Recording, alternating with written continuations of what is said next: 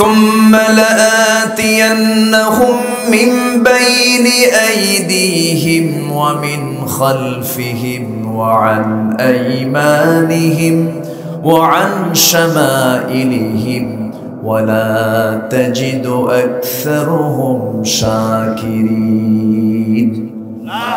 তোমার বান্দাদেরকে আমি ডান থেকে ধরব, বাম থেকে ধরব, সামনে থেকে ধরব, পিছন থেকে ধরব, পাকড়াও করব। আমি তোমার বান্দাদেরকে পদস্খলন করে জাহান্নামের দিকে নিয়ে যাব।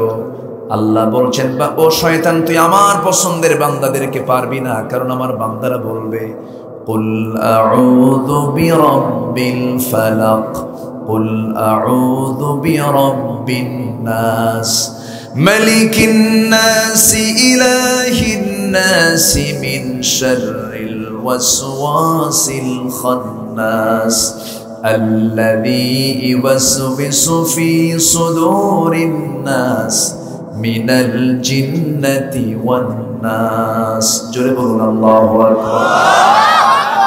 যত অনিষ্টতা থেকে বাঁচতে চান আপনি, মানুষের বদনজর, শয়তানের কুমন্ত্রণা, জাদুটোনা, যত ওয়াসওয়াসা আছে, যত কিছু আছে, পৃথিবীর শ্রেষ্ঠ দোয়া হলো 5টা আয়াত, 6টা আয়াত ফালাক নাসের। এই 6টা 11টা আয়াত যদি কোনো বান্দা মুখস্থ করে, যদি দম দিয়ে পানি সুন্দর করে পান করে নেয়, ফু দিয়ে দেয়, আল্লাহ তাআলা তার মৃত্যু, রোগ ছাড়া সমস্ত ষড়যন্ত্র থেকে আল্লাহ তাআলা তাকে হেফাজত করবে।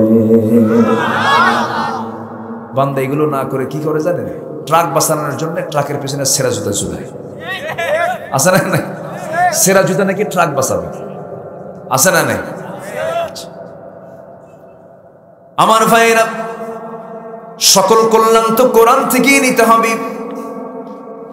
কিন্তু আজকে সিলেবাসগুলোতে কোরআনকে বাধ্যতামূলক করা হচ্ছে না। একটা ছেলে মাস্টার্স ডিগ্রি নিচ্ছে, বিসিএস ক্যাডার হয়ে যাচ্ছে, ভাইবা পরীক্ষায় কোরআন তেলাওয়াত শোনে না, অথচ কোরআন তেলাওয়াত সহি না হলে কি তার নামাজ হবে নাকি? সকল শেখার বড় শেখা হলো কোরআনটাকে সহি করে পড়া, ঠিক কিনা বলেন? বড় পরিতাপের বিষয়, আমি মাঝে মাঝে মালয়েশিয়া যাই। মালয়েশিয়াতে যে পরিমাণ মুসলমান যারা আছেন, প্রত্যেককেই তারা নামাজ পড়ানোর মতো যোগ্যতা রাখে, সবার সহি তেলাওয়াত, সুন্দর করে তারা কোরআন তেলাওয়াতটা করতে পারে। আমি সিলেবাসের দিকে নজর দিয়ে দেখি, একটা ওই দেশের একটা মুসলমান ক্লাস 10 লেভেলে উঠতে উঠতে তার মোটামুটি 2 থেকে 3 পারা কোরআন তার মুখস্থ হয়ে যায়। কিন্তু আমার দেশে তো তাই নাই, বাধ্যতামূলক করা হয় নাই। যদি বলা হয় এই যে আমার এখানে 1000 মানুষ আছেন, যদি বলি আমি কয়জন সহি করে কোরআনটা পড়তে পারেন, হাত কি সবার উঠবে নাকি? এটা আমার আপনার জন্য কি ভালো দিক না অত্যন্ত মন্দ দিক? এত জ্ঞান অর্জন করলাম, কোরআনটা জানলাম না, কোরআনটা বুঝলাম না। আপনি বলুন, কোরআন তুমি কাকে লানত দাও? কোরআনকে প্রশ্ন করুন, কোরআনকে জবাব দেবে না? কোরআন জবাব দিচ্ছে, আমি কাকে লানত দেই? রুব্বা কারিইন লিল কুরআনি ওয়াল কুরআনু ইয়ালআনুহু।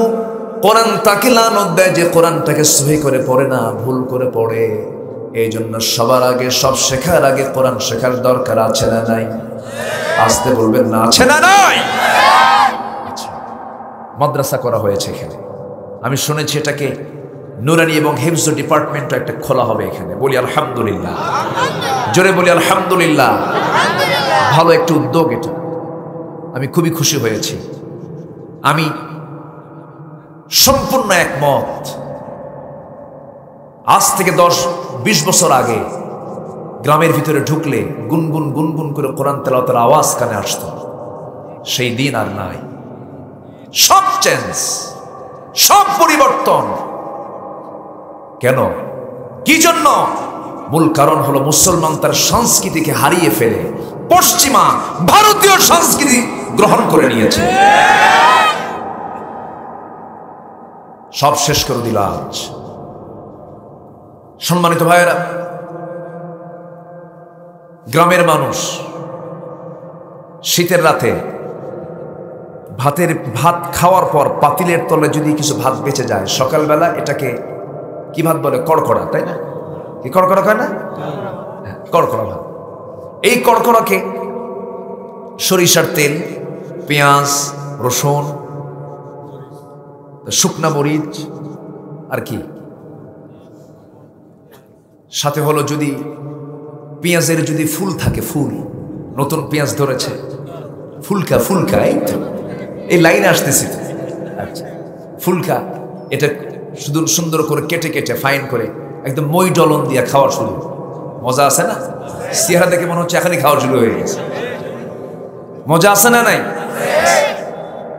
সকালবেলা খালি পেটে এটা খাওয়ার পর সারাদিন যদি আপনি দামি দামি খাবার, পোলাও, কর্মা, বিরিয়ানি, জর্দা, দই, মিষ্টি সব খেলাম, ঢেকুস উঠবে কোনটা?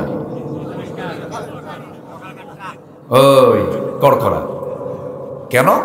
আপনার ফাঁকা পেট উদ্বোধন করেছে হলো কড়কড়া দিয়া। আপনার সন্তানকে আমি বলিনি যে ডাক্তার হবে না, ইঞ্জিনিয়ার হবে না, নেতা হবে না, নেতাও হবে, ইঞ্জিনিয়ার হবে, জজ হবে, ব্যারিস্টার হবে, প্রশাসক হবে, ডিসি হবে, এসপি হবে। সবার আগে তার সিনার মধ্যে কোরআনের জ্ঞানটা আগে ঢুকায় দেন। সবই হবে, কিন্তু সৎ হবে। কি হবে? ডিসি সৎ হবে, শিক্ষক সৎ হবে, প্রশাসক সৎ হবে। কারণ তার সিনার মধ্যে কি ঢুকেছে? আসতে বলবেন না, কি ঢুকেছে? কিন্তু আমরা কি ভালো হতে পেরেছি? আমার দেশে মানুষ বেশি না চোর বেশি? ভালো করে বলেন, মানুষ বেশি না চোর বেশি?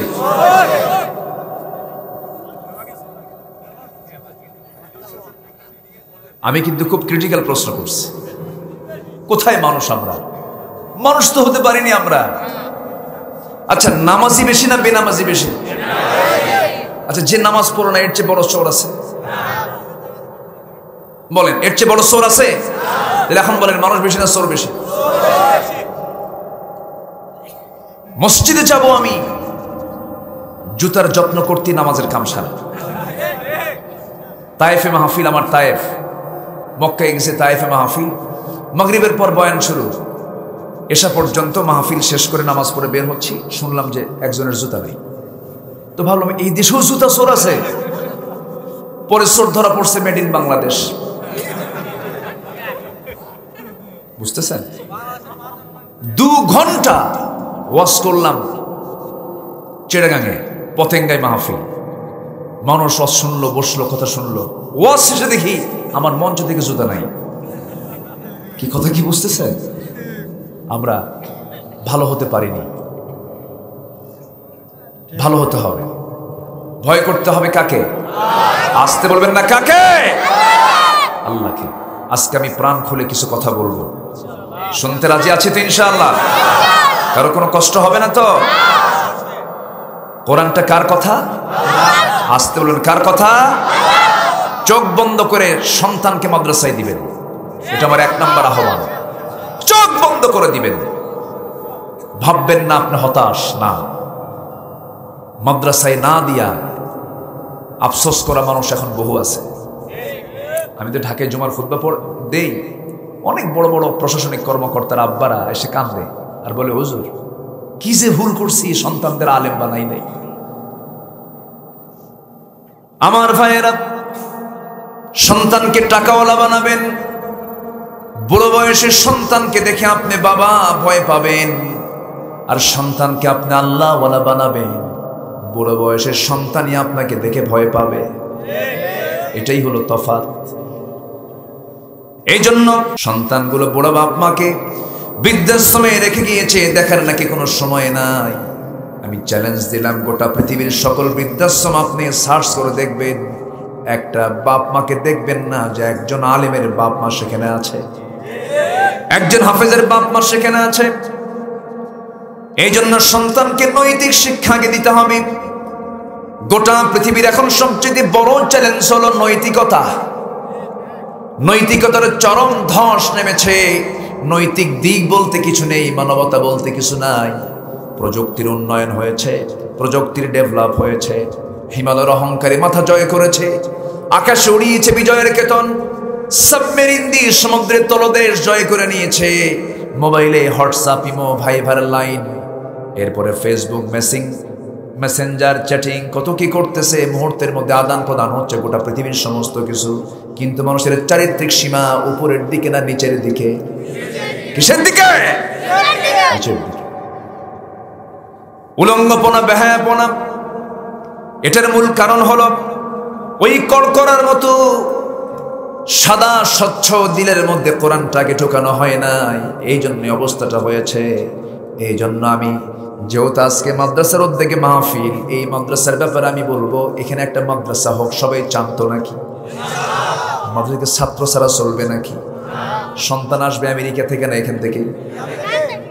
খেয়াল রাখতে হবে, একটু কান লাগাবেন। সেই কোরআনে কারীমের গুরুত্বপূর্ণ একটা সূরা থেকে আমি একটা আয়াত তেলাওয়াত দিয়ে শুরু করেছি। ভূমিকায় একটু কথা বললাম, মাদ্রাসা নিয়ে একটু কথা বলার প্রয়োজন ছিল, আমি একটু বলে ফেললাম।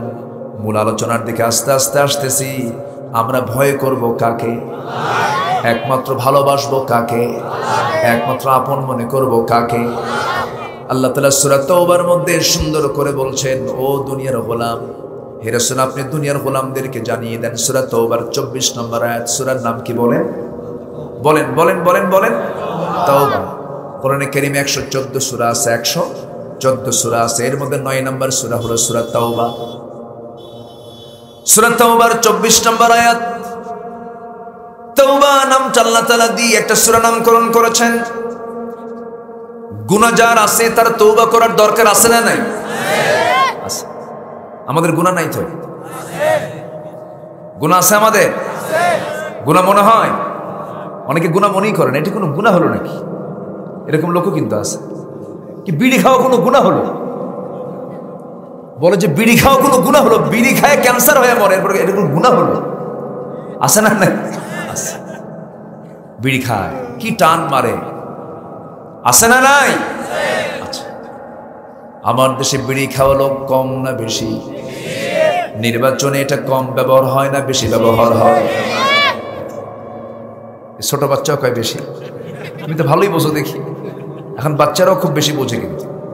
হ্যাঁ, বাচ্চারাও খুব আপডেট। 2 মাসের বাচ্চা মোবাইল না দেখলে কিছু খায় না। কম আপডেট হয়েছে নাকি?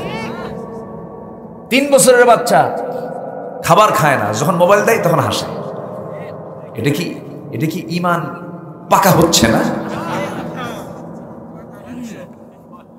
ডিভাইস থেকে যত দূরে রাখবেন সন্তানদের, সন্তানের স্বাস্থ্য, মন, মেধা সব ঠিক থাকবে। আর এটা দিবেন, নষ্ট হয়ে যাবে। দূরে রাখবেন। সম্মানিত ভাইয়েরা, বাচ্চারা আজকের মাহফিল আসছে না? বলি আলহামদুলিল্লাহ। তোমাদের জন্য ওয়াজ আছে, শোনাবো ইনশাআল্লাহ। তোমরা মসজিদে যাও? যাও? কখন যাও? সবসময় যাও? ওদের শুক্রবারের নামাজ পড়া দেখছেন? শেষ কাতারে যায়, দাঁড়ায়, একজন শেষ দেখলে আরেকজন গুদা মারে। আছে না নাই? কিন্তু এরপরেও এই যে নাবালক অবস্থায় তারা যাওয়া আসা করছে, আমার আপনার নামাজ কবুল না হলে ওদের নামাজ কবুল। জোরে বলি সুবহানাল্লাহ। কোন বাচ্চাকে মসজিদে যেতে যদি কেউ বাধা দেয় সে গুনাহগার। কোন বাচ্চাকে মসজিদে যদি কেউ ধমক দেয় সে গুনাহগার। বাচ্চাকে আপনি ধমকও দিতে পারবেন না। ও চিল্লাবে, ও হাসবে, ছেলে হোক মেয়ে হোক, মসজিদে সে নাচানাচি করবে, ঘোরাঘুরি করবে, 5 ওয়াক্ত নামাজে যাবে, ডিস্টার্ব করবে, আপনার কাছে ডিস্টার্ব মনে হবে, আপনি উচ্চ বাচ্চা করতে পারবেন না। আমার নবীজি বাচ্চাদের সাথে নিয়ে নামাজ পড়েছেন। আমার নবীজি সেজদায় পড়ে আছেন। সেজদায় পড়া অবস্থায় হোসেন রাদিয়াল্লাহু তাআলা আনহু নবীজির কাঁধের উপরে বসে বলছেন, ঘোড়া যা, ঘোড়া যা। আমার নবীজির সেজদা থেকে মাথা ওঠান না, রাগও করেন না। স্বেচ্ছায় যখন হোসেন সরে গেছেন, আমার নবীজির সেজদা থেকে মাথা উঠিয়ে নামাজটা শেষ করে বলছেন, হুসাইন রে, আজকে আমার সেজদাটা লম্বা করেছ, কারণ তুমি আমাকে ঘোড়া বানিয়েছ। সুবহানাল্লাহ বলবেন না? আজকের কিছু কিছু নানা আছে এত মেজাজ, প্রকামাল্লি বারুদের মতো জ্বলে। আছে না নাই? এমন নানা তো রাসূল ছিলেন না। কিছু কিছু নানা আছে এত চোখ বড় বড় করে তাকায়, নাতি ভয়ে থরথর করে কাঁপে, মনে মনে কই বুড়া মরবি, কোনদিন কুলখানি খাবো। আমার নবীজি এমন ছিলেন না। নবীজির মডেলিং নিয়ে কথা বললে, তার আদর্শ নিয়ে কথা বললে শেষ হবে না। আমার নবীজি মজা করতেন ছোট্ট ছোট্ট বাচ্চাদের সাথে। ছোট ছোট বাচ্চারা খেলা ছেড়ে দিয়ে নবীর সঙ্গে খেলতো। সুবহানাল্লাহ। শিশু বান্ধব নবী ছিলেন মুহাম্মদ সাল্লাল্লাহু আলাইহি ওয়াসাল্লাম।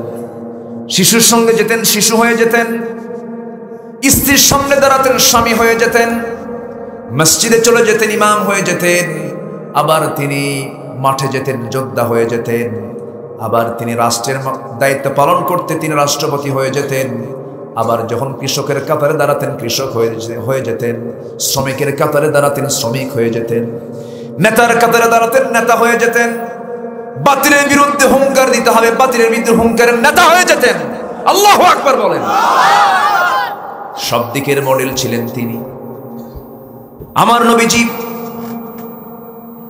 আম্মা জান আয়েশা বলেন, মাঝে মাঝে আমার কাছে মনে হতো আমাকে রাসূল যতটুকু কোনো সময় দেন তার চেয়ে বেশি সময় যেন রাসূল হুসাইনকে দিতেন।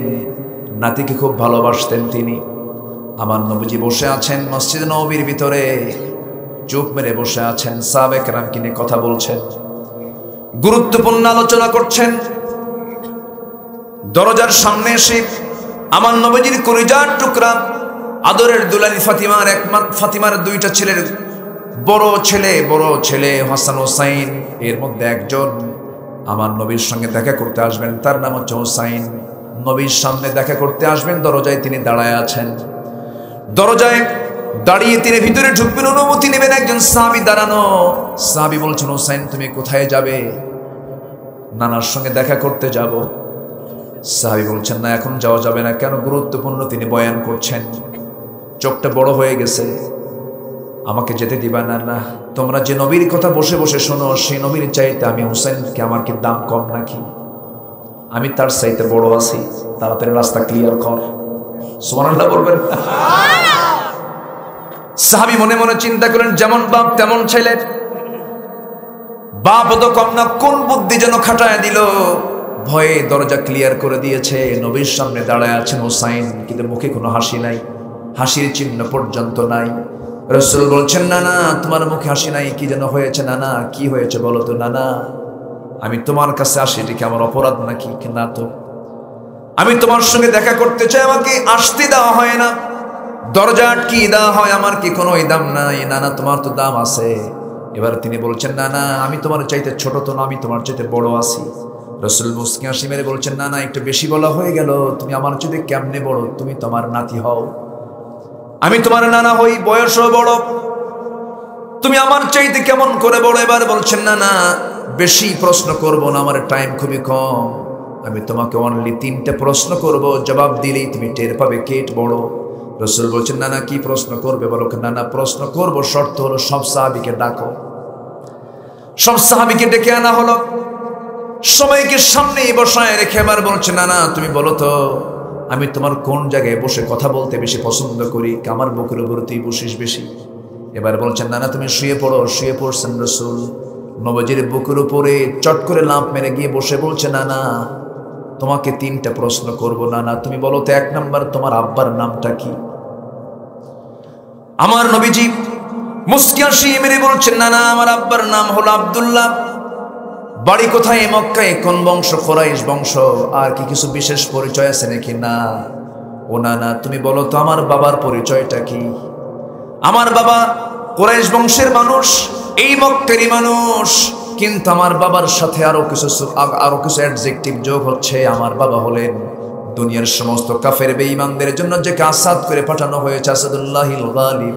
আমার গর্বিত পিতা আলী, আমার পিতা আলীকে 1 পাল্লায় দেন, আপনার পিতা আব্দুল্লাহকে 1 পাল্লায় দেন, আল্লাহর কসম আমার আব্বার ওজনটাই বেশি ভারী হয়ে যাবে।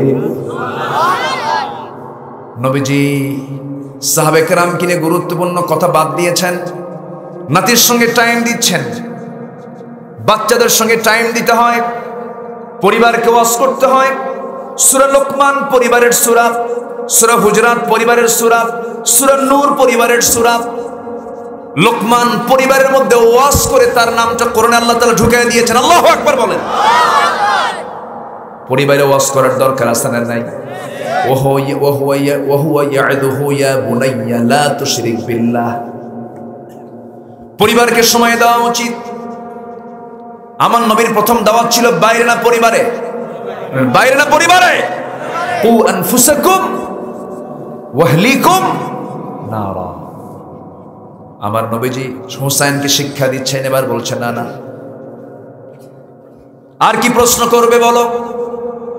এবার বলছেন না না আপনি বলুন তো, না না আপনার মার নামটা কি? রাসূল বলছেন আমার মার নাম হলো আমেনা, বাড়ি তার কোথায়? মদিনায়। ও না না আপনার মার নাম আমেনা, এতটুকুই তার পরিচয়, শেষ কি এমন তার পরিচিতি আছে? কিন্তু না না আমার মাটা কি? আমার মার সম্পর্কে তুমি সবচাইতে বেশি আমার চেয়েও ভালো জানো। আমার মাকে ছাড়া তুমি একটা দিন থাকতে পারো না না দেখে, এত ভালো তুমি বাসো তাকে। জান্নাতের সমস্ত মুমিনা আবেদা সালিহা জান্নাতি রমণীদের সর্দারিনী খাতুনে জান্নাত মা ফাতিমা, আমার মা ফাতিমাকে এক পাল্লাই দেন, আপনার মা আমিনাকে এক পাল্লাই দেন। আল্লাহর কসম আমার মা ফাতিমার ওজনটাই ভারী হয়ে যাবে। আমার নবীজি চোখে পানি চলে এসেছে। আমার নবীজি কাঁদতে কাঁদতে বলছেন নানা রে আর কি প্রশ্ন করবি বল, আর কি প্রশ্ন তোর আছে? এবার তিনি বলছেন নানা আপনি বলুন তো, নাম্বার 3 প্রশ্ন, আপনার নানার নামটা কি? আমার নবীজি জবাব দিচ্ছেন আমার নানার নাম হলো ওয়াহাব জোহরি, বাড়ি তার কোথায়? বাড়ি তার মদিনায়। কি করতেন? ব্যবসা বাণিজ্য করতেন। ও নানা আপনার নানার নামটা ওয়াহাব জোহরি, ব্যবসায়ী মানুষ, এতটুকু তার পরিচয় শেষ। ও নানা আপনি তো জানেন আমার নানার পরিচয়টা কি? সাহাবে কেরামের ভিতরে কান্নার রোল পড়ে গেছে, নবীজিও কান্দি। এবার হুসাইন, ছোট্ট হুসাইন বলছো নানা আমার নানা হলেন সর্বকালের সর্বযুগের সর্বশ্রেষ্ঠ মহামানব, সাইয়্যিদুল মুরসালিন, খাতামুন নবিয়্যিন। আল্লাহ তার নিজের পরিচয় দিয়েছেন রব্বুল আলামিন, আর নবীর পরিচয় দিয়েছেন, আমার নানার পরিচয় দিয়েছেন রাহমাতুল লিল আলামিন। আমার নানা মুহাম্মদ সাল্লাল্লাহু আলাইহি ওয়াসাল্লাম, আমার নানাকে এক পাল্লাই দাও নানা, তোমার নানা ওয়াহাব জোহরিকে এক পাল্লাই দাও। আল্লাহর কসম, আল্লাহর কসম আমার নানার ওজনটাই বেশি ভারী হয়ে যাবে।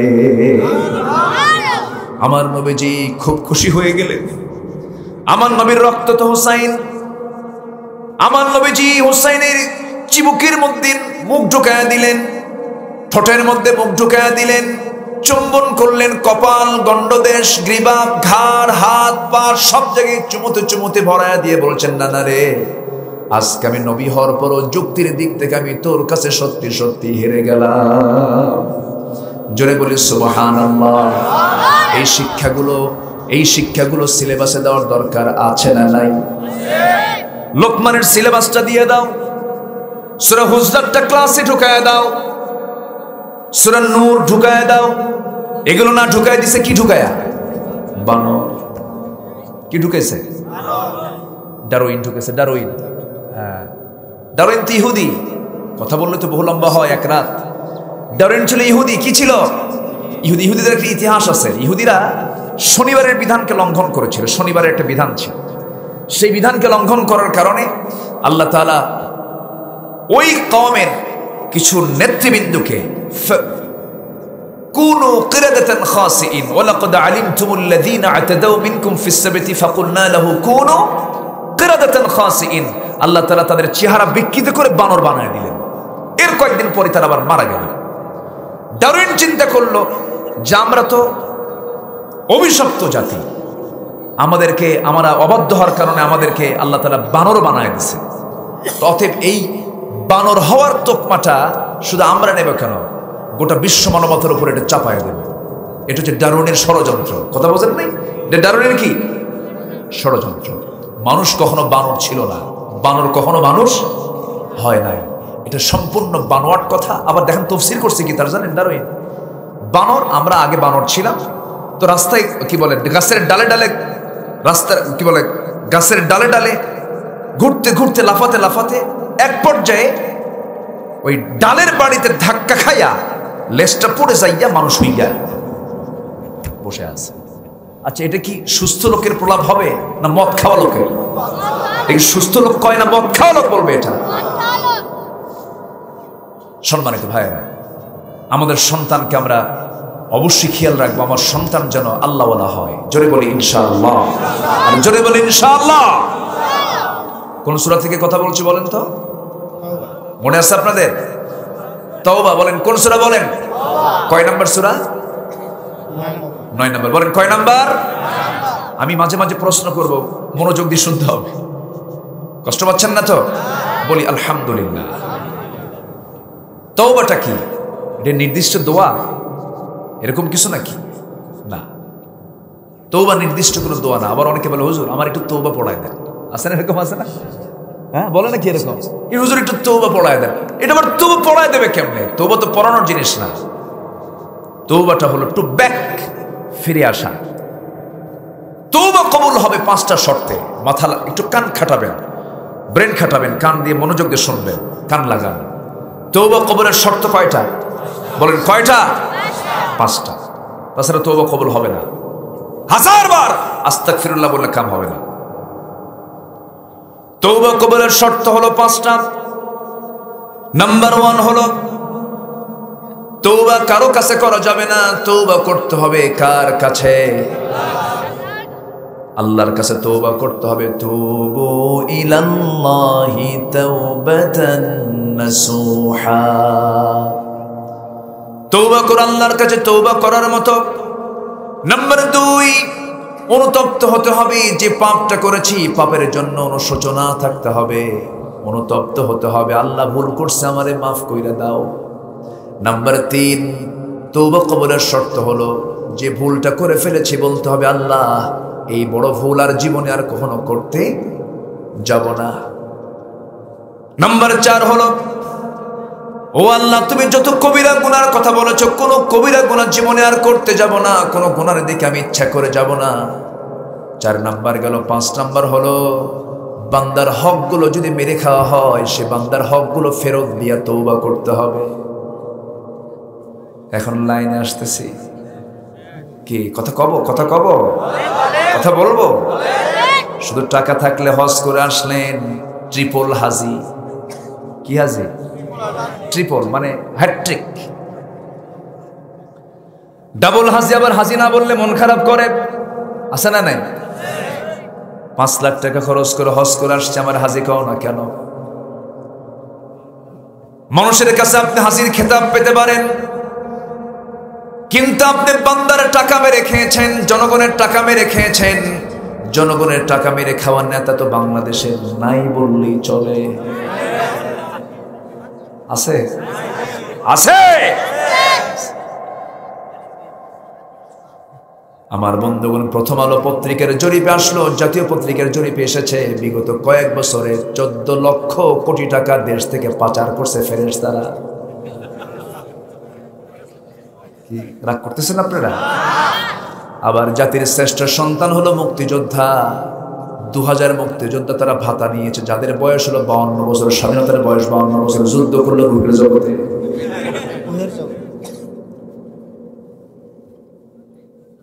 কথা বলবো? কোন আপত্তি নাই তো? জোরে বলি ইনশাআল্লাহ। আমরা এত ভালো, মিথ্যা কথা আমরা এত সুন্দর করে বলতে পারি জানেন? আমার মনে হয় মিথ্যা কথা সুন্দরের দিক থেকে বাংলাদেশ ফার্স্ট, ঠিক কিনা? সাজায় গোছায় মিথ্যা কথা বলে। যদি প্রশ্ন করি কোন শ্রেণী, কোন পেশার লোকেরা অথবা কোন শ্রেণীর লোকেরা সবচেয়ে বেশি মিথ্যা কথা বলে, বলেন। দেখছেন কি সুন্দর করে বলেছে একজন, কইছে কিন্তু উত্তর পাইছেন না? আমি কিন্তু বলিনি, আমি কিন্তু বলিনি, উত্তর কিন্তু আসছে। অথচ নেতা ছিলেন মুহাম্মদ সাল্লাল্লাহু আলাইহি ওয়াসাল্লাম। মিথ্যা কথা বলা লাগছে? তার মুখ থেকে মিথ্যা কথা আসছে? আসে নাই। অতএব যাদের পুঁজি হলো মিথ্যা, মিথ্যা নেতৃত্বের মুখে আমরা থুতু মারি। সব নেতৃত্ব ধরতে হবে আমাদের নেতা একজন মুহাম্মদ সাল্লাল্লাহু আলাইহি ওয়াসাল্লাম। মুহাম্মদ সাল্লাল্লাহু আলাইহি ওয়াসাল্লাম। এক নেতৃত্বকে ধরতে হবে। নেতা তো বেশি, এখন বেশির ঠেলায় মঞ্চ ভেঙে যায়। এই থামেন কি? ঠিক আছে, মানে কেউ কর্মী হবে না, সব এসে নেতার পাশে একটা পোজ দেবে, ছবি তুলে তো আছে না নাই? শেষে কর্মী নাই, সব নেতা। এই জন্য আমরা মসজিদে গেলে আমরা নেতা পাই কয়জন? মসজিদে গেলে নেতা পাই কয়জন? মেম্বার ভাঙ্গে, মেম্বার ভেঙে পড়ে, ওখানে কয়জন থাকে? কোনো গন্ডগোল আছে? ওখান থেকে নেতৃত্ব আসবে। মদের বোতল থেকে নেতৃত্ব আসবে না, সেনার কারবার থেকে নেতৃত্ব আসবে না, মসজিদের মেম্বার থেকে নেতৃত্ব আসবে। রাজি আছেন কারা কারা? হাত উঁচু করে দেখান মুসলমান।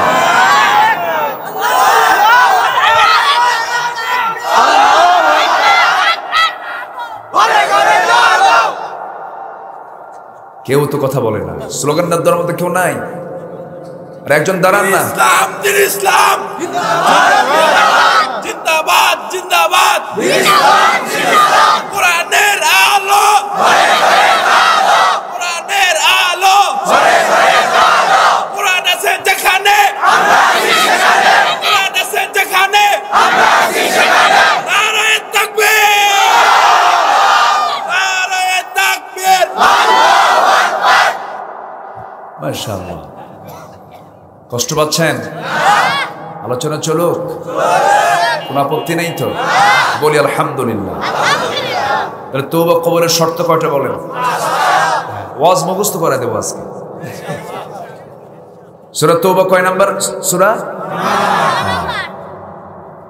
তওবা কি কোনো নির্দিষ্ট দোয়া? তওবা মানে ফিরে আসা। তওবা মানে কি? ফিরে আসা। এই উঠে কে? ধরেন তো, এই বসেন। ও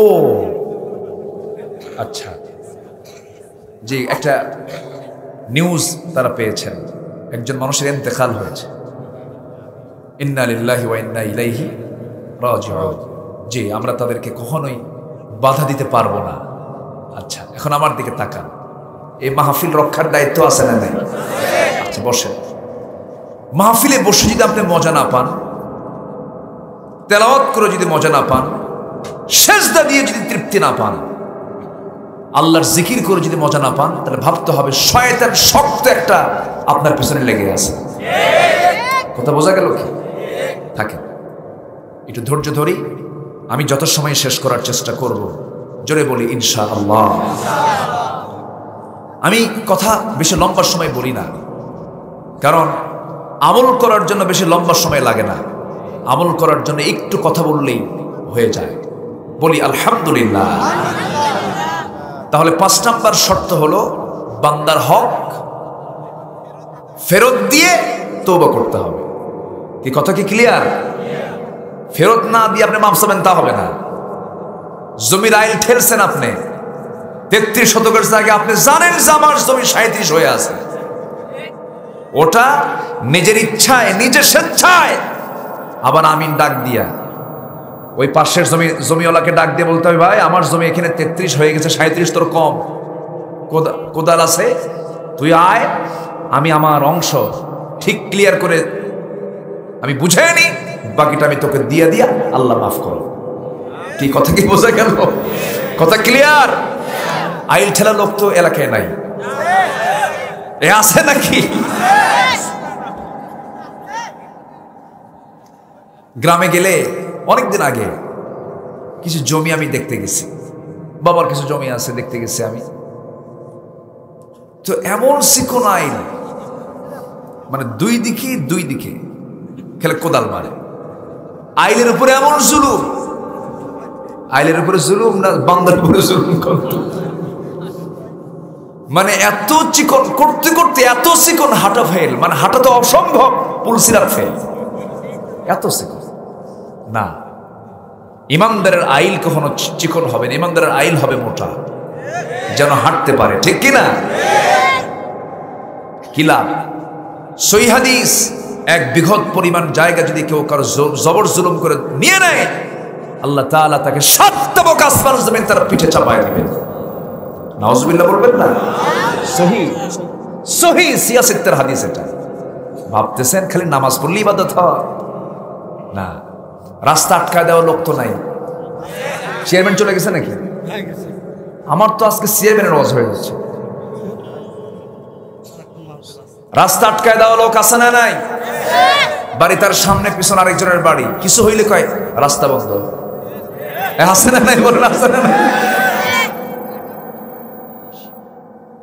এগুলো করা যাবে না, রাস্তা বন্ধ করে দেওয়া যাবে না। ঠিক আছে, বলবো ইনশাআল্লাহ, সময় থাকলে বলবো। রাস্তা যারা বন্ধ করবে, আল্লাহ তার রাস্তা বন্ধ করে দিবেন। এই জমিনের মূল মালিকানা কার? আসতে বলবেন না কার?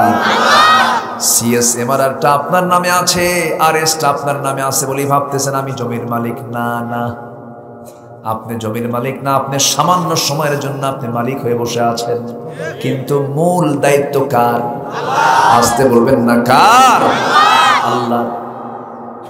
জমির আইল ঠেলা যাবে না, রাস্তা বন্ধ করা যাবে না, বরং রাসূল বলেছেন যে বান্দা অন্য বান্দার জন্য রাস্তা তৈরি করে দেবে, আল্লাহ তার জন্য জান্নাতের রাস্তা তৈরি করে দিবে।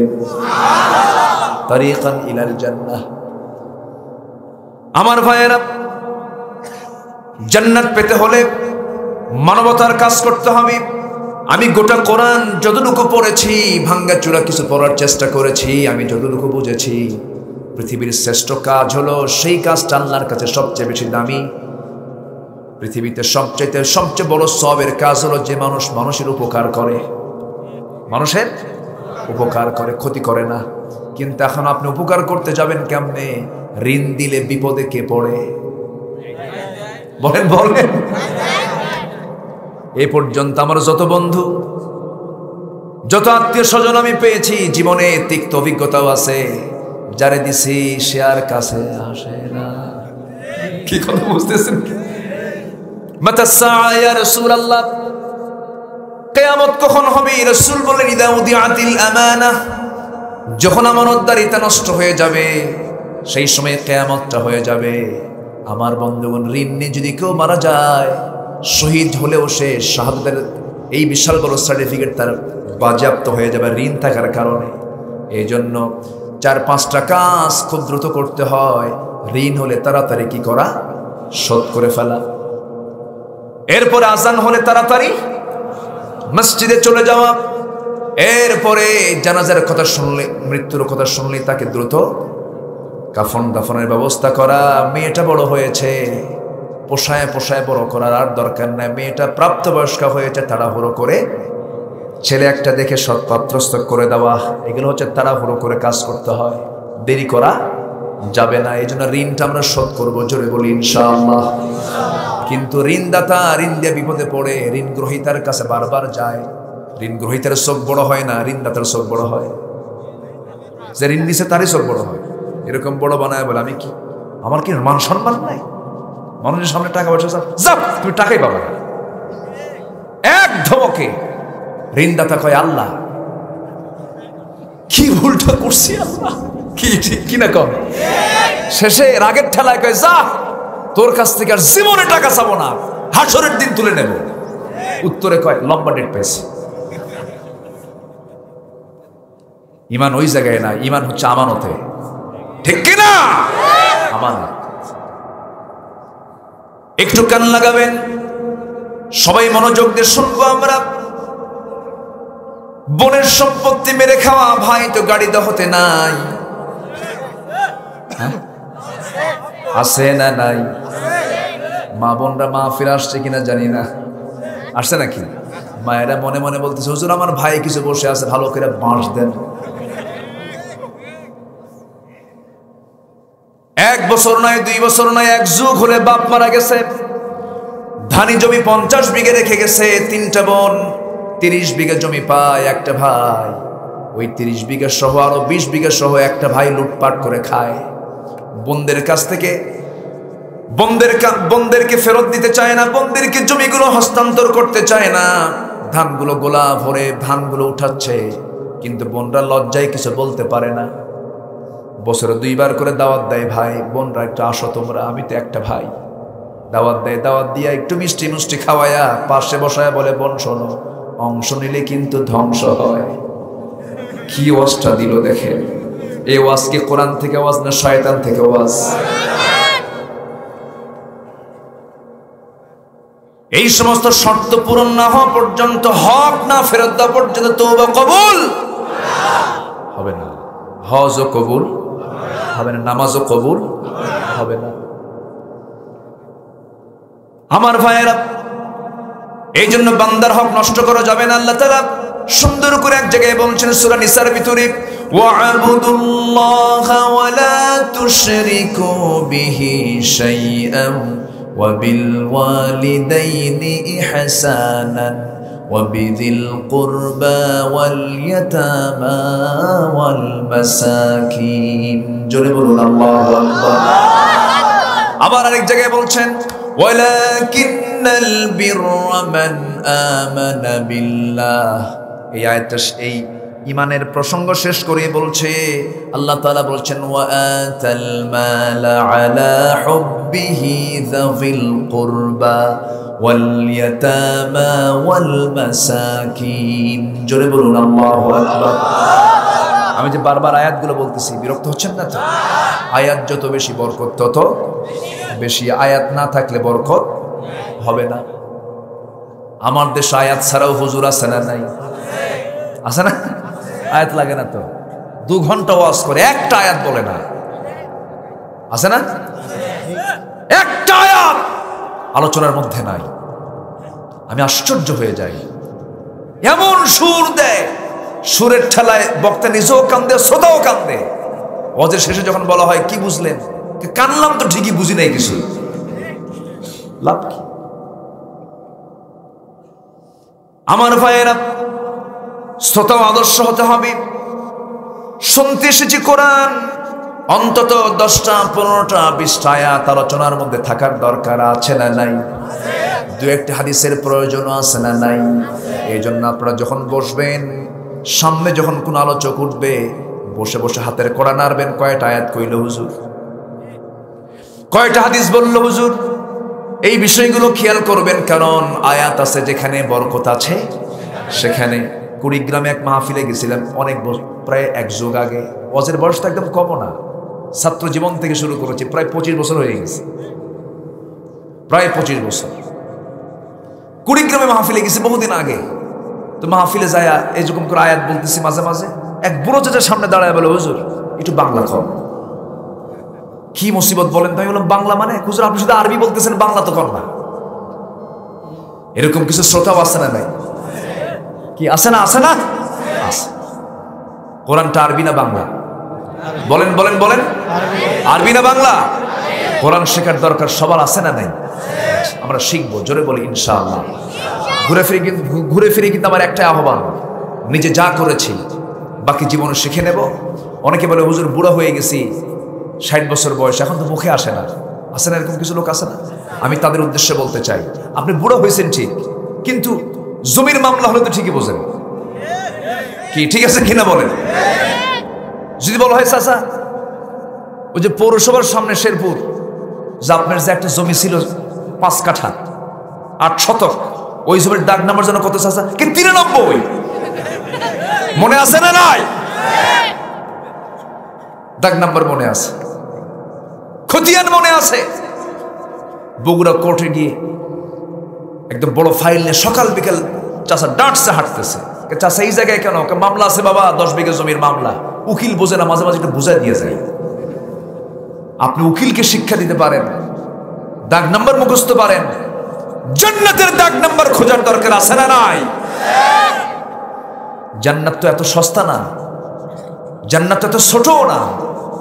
একটা জান্নাত পেতে গেলে কত বড় যোগ্যতার প্রয়োজন দেখেন। সর্বনিম্ন যে জান্নাত দেওয়া হবে, সেই জান্নাতটা হবে হলো 10টা পৃথিবীর মতো একটা জান্নাত। কয়টা পৃথিবী? দেখি ছোটখাটো কোনো কথা? তাহলে এই ঠাকঠুক মেরে কয়টা সেজদা দিয়া আল্লাহ ছাড়া না, আমিও পারেন আল্লাহ আকবার।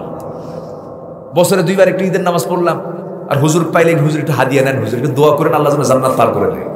এত সস্তা কি জান্নাত পাওয়া যাবে নাকি? জান্নাত পেতে হলে অবশ্যই মেহনতের প্রয়োজন আছে না নাই? আসতে বলবেন না, আছে না নাই? জান্নাত পাওয়ার জন্য অবশ্যই দাগ নাম্বার খুঁজতে হবে। দুনিয়ার জমিনে যদি 60-70 বছরের জিন্দেগির জন্য যদি দাগ নাম্বারের প্রয়োজন হয়, আল্লাহ তাআলা জান্নাতেরও দাগ নাম্বার রেখে দিয়েছেন কোরআনের ভিতরে। এই জায়গায় দাগ নাম্বারটা আছে, দাগ নাম্বার চিনে নে, জান্নাত খুঁজে নিবি। জোরে কোন সুবহানাল্লাহ। আল্লাহ বলছেন ওয়াল্লাযীনা হুম আলা সালাওয়াতিহিম ইউহাফিযুন উলাইকা হুমুল ওয়ারিসুন আল্লাযীনা ইয়ারিসুনাল ফিরদাউসা হুম ফিহা খালিদুন। জোরে বলুন আল্লাহু আকবার। আরো জোরে বলি আল্লাহু আকবার। এখানে জান্নাতের দাগ নাম্বার দেওয়া আছে, 1 নাম্বার জান্নাতের দাগ নাম্বার। আবার আরেক জায়গায় আরেকটা জান্নাতের দাগ নাম্বার দেওয়া আছে, ওয়া আম্মা মান খাফা মাকামা রাব্বিহি ওয়া নাহান নাফসা আনিল হাওয়া ফাইন্নাল জান্নাতা হিয়াল মাওয়া। জোরে বলুন আল্লাহু আকবার। এরকম করে জান্নাতের অ্যাড্রেস গুলো দেওয়া আছে না নাই? জান্নাতে কি কি খাবেন তাও আছে না নাই? সবাই জান্নাতের খাবার খাবো না ইনশাআল্লাহ? জান্নাতের খাবার খেয়ে পায়খানা হবে না, আলহামদুলিল্লাহ বলবেন না? দুনিয়াতে পায়খানা আছে না নাই? দুনিয়াতেও পায়খানায় গেলাম, জান্নাতে গিয়েও পায়খানা করি, তাহলে জান্নাত কেমনে হলো? নাস্তিকরা বলে, হুজুররা কি ওয়াজ করে, একটা মানুষ টয়লেট না সারলে বাঁচবে কেমনে? জান্নাতে নাকি টয়লেট থাকবে না, এটা কেমন কথা হলো? বেকুব, তুই যে মার পেটের মধ্যে 9 মাস ছিলি, কোন টয়লেট খুঁজছিস? আল্লাহু আকবার বলেন। জান্নাতের মধ্যে কোনো টয়লেট ছিল নাকি? রেখে দিয়েছেন কে? আসতে বলবেন না, রেখে দিয়েছেন কে? আল্লাহ। যে আল্লাহ আমাকে আপনাকে আমার মার পেটের ভিতরে টয়লেট ছাড়া রাখতে পারেন, সে আল্লাহ তাআলা জান্নাতের মধ্যে ঘুম ছাড়া টয়লেট ছাড়া রেখে দিবেন। ঘুমও হবে না, সেই জায়গায় ঘুমের কোনো প্রয়োজন হবে না। দুনিয়াতে ঘুম না পারলে পরে চোখ ঝাপসা হয়ে যায়, মাথার ব্রেন এলোমেলো হয়ে যায়। রিমান্ডে নিয়ে 3 দিন না ঘুম পারালে বাপ রে ভাই কয়, ভাই রে বাপ কয়।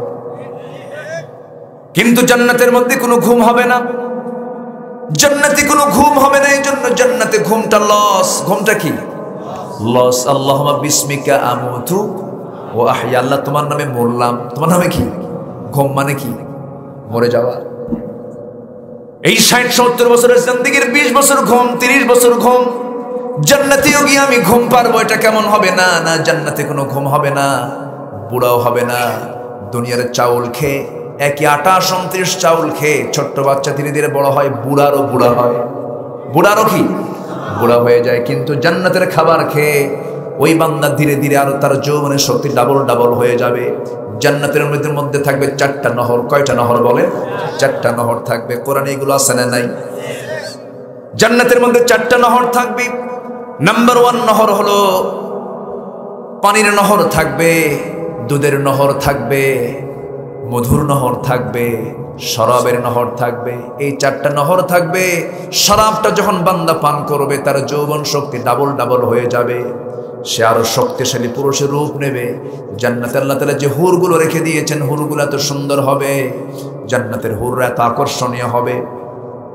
ওয়াহুরুন আইন কামসালিল লুলুইল মাকনুন লা ইয়ামাস, কি বলে না, আল্লাহ তাআলা এক জায়গায় বলছেন লাম ইয়ামস, কি বলে, লাম ইয়াতমিসহুন্না ইনসুন ক্বাবলাহুম ওয়ালা জান্নুন ফাবিআইয়ি আলাই রাব্বিকুমা তুকাযযিবান।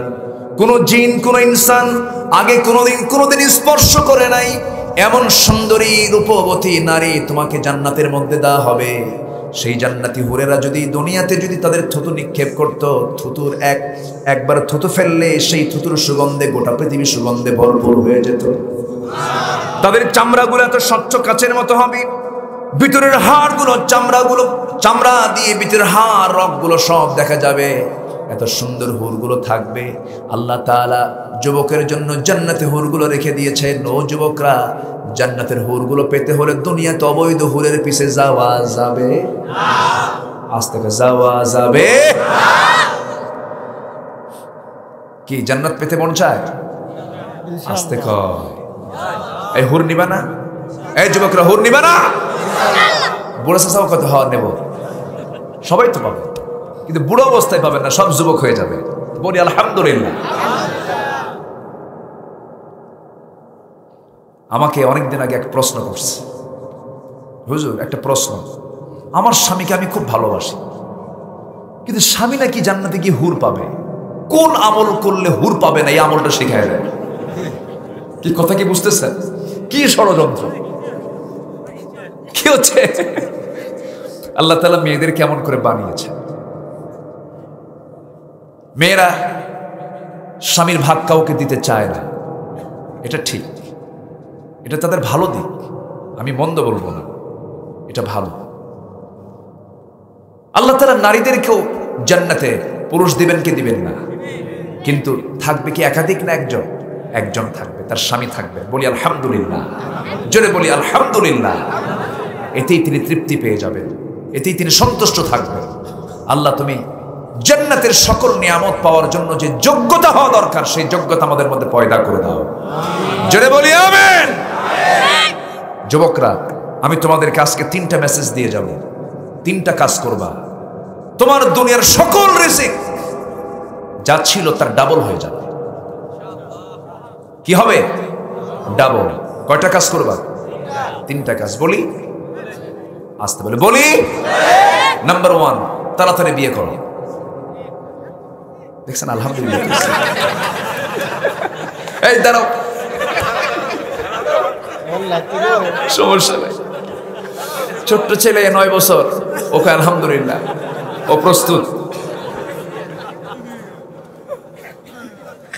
কিছু কিছু চটপটে বাচ্চা আছে, কিছু চটপটে বাচ্চা থাকে, এরা খুব হাসি খুশি, আলহামদুলিল্লাহ। এটা কি আমার হুকুম না আল্লাহর হুকুম? আল্লাহ বলছেন ফানকিহু মা তাবা লাকুম মিনান নিসা। এটা কি আমার কথা বলেন? আল্লাহ বলছেন বিয়ে করো যাকে মনে চায়, কিন্তু সে হতে হবে মুমিনা, হতে হবে মুত্তাকি, পরহেজগারিনী, ঠিক কি না? হতে হবে স্বামীহীন। ওয়ানকিহুল আয়ামা, কি স্বামীহীন নারীকে তোমরা বিয়ে করো। কিন্তু এখন কি করে জানেন? যার স্বামী আছে ওখানে যে গুদগুদি করে। পরকীয়ার পরিমাণ কমছে না বাড়ছে? বিয়েটা করে নেবা, তুমি সেফ হয়ে যাবে, তোমার যৌবনটা ঠিক থেকে যাবে, পর কোন নারীর দিকে তাকাবা না। তোমার কাছে মনে হবে তোমার বউটাই পৃথিবীর শ্রেষ্ঠ রাজরানী, কিন্তু হাজার সুন্দরী তোমার বউ, অন্যের বউয়ের দিকে নজর দিবা, তোমার বউ ভাল লাগবে না। এটা যে সূত্র, এটা কি সূত্র? নতুন বিয়া করে আনছে, বউটা একটু কালো, 3 দিন যেতে না যেতেই মন খারাপ, কি বিয়া করলাম রে, কালো বউ। সুমনের বউ দেখতে কত সুন্দর, দেখছেন নজর কাছে সুমনের বউ দেখি। এগুলো করা যাবে না, চোখটাকে হেফাজত করতে হবে। পর্দার হুকুম আল্লাহ তাআলা মেয়েদেরকে আগে না দিয়ে পুরুষকে দিয়েছেন, ইয়াগুদ্দু মিন আবসারিহিম। চক্ষুটাকে নিয়ন্ত্রণ করতে হবে। চোখের জেনা, কানের জেনা, হাতের জেনা, পায়ের জেনা, এগুলো আছে, এগুলোকে কন্ট্রোল করতে হবে। যে ব্যক্তি তার নিজের মাথা থেকে পা পর্যন্ত 3.5 হাত রাষ্ট্রের যে কন্ট্রোল করতে পারবে, আল্লাহ তাআলা ওই বান্দাকে জান্নাত দিয়ে দিবেন। জোরে বলে সুবহানাল্লাহ। আমার ভাইয়েরা, আমার বন্ধুগণ, আমার নবীজি বিয়ে করেছেন বুড়া বয়সে নয়, নবীজির বাপও নাই মাও নাই, নবীজি নিজে বিয়ে করেছেন 25 বছর বয়সে। তাকে প্রস্তাব দিয়েছেন, মহিলা পক্ষ থেকে প্রস্তাব এসেছে, নবীজি সেই প্রস্তাব নিয়ে নিজেই সিদ্ধান্ত নিয়েছেন না চাচার কাছে গেছেন। চাচার কাছে গিয়ে বলছেন, চাচা প্রস্তাব এসেছে, কি করা যায়? আবু তালেব বলছেন, ভাতিজা মুহাম্মদ, আমার জানা মতে এমন পুত পবিত্রা চরিত্রবতী নারী মদিনায় মক্কায় একটাও নাই, বিয়ে করে নিতে হবে, বিয়ে করে নাও। বিয়ে করে নিলেন। 25 বছর বয়সে তিনি বিয়ে করেছেন, এটা স্ট্যান্ডার্ড এজ।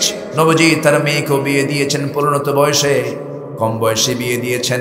আমার নবী বিয়ে দিবেন মেয়েকে, ধনী ধনী বিলিয়নার মিলিয়নার সাহাবীরা, খেজুর বাগানের মালিক তারা, নবীর কাছে এসে বলছে, হুজুর আপনার মেয়েকে আমি বিয়ে করতে চাই। রাসূল বলেন, নট এলাও হবে না, আমার পছন্দের লোক এখনো আসে নাই। সবার শেষে এসেছেন এমন লোক যার ঘর নাই, বাড়ি নাই, টাকা নাই, পয়সা নাই, সামনে এসে হাজির।